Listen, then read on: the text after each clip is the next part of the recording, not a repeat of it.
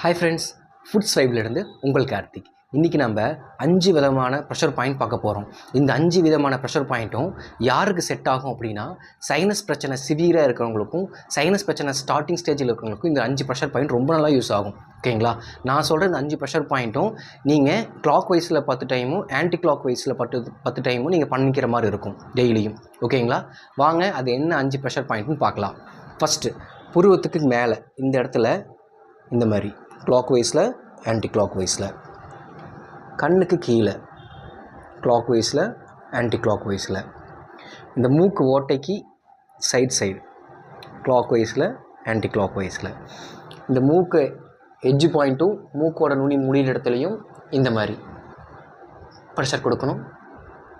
தென் இந்த மாதிரி கன்னத்தோடு சேர்த்து தேய்ச்சி விடணும். இதுபோல் யூஸ்ஃபுல்லான வீடியோஸ் உங்களுக்கு தேவைப்படுது அப்படின்னா நம்ம இன்ஸ்டாகிராம் பேஜை ஃபாலோ பண்ணிக்கிங்க. தேங்க்யூ.